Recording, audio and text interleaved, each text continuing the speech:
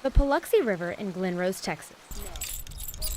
A place for a group of guys to get together and relax. Harry Mulder from Katy gears up for an afternoon of fly fishing with his friends. Getting outdoors helps me forget about the things that I have to go through. This is no ordinary group of men. Fish will hold in areas like this behind these rocks. Each one of them has their own struggles, but they all have one struggle in common. Seeing how hard it is for my wife, it's really hard for the spouse. It's how you help your spouse get through it, because it's really hard for them too.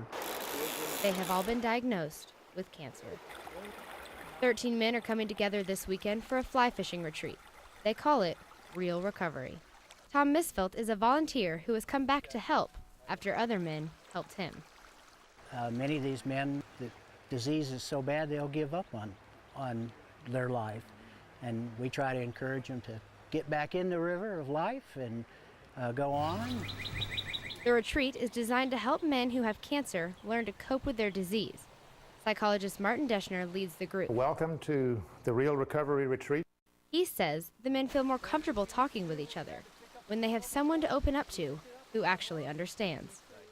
When we grow up in a situation where men are supposed to be tight-lipped, they're supposed to not cry, they're supposed to be in command and control, all of that goes against being able to deal with this profound change in their life when they have cancer, even if it's not a death sentence. At each retreat, participants are given a vest to sign. These vests contain the names of survivors and of those who have lost the battle to cancer. You'll meet some good guys that you'll become friends with. Ted Warren signed his name on a vest last year, and now he's come back to help the new class of men cope with their cancer. He thinks fly fishing is a way to forget about his problems and just relax.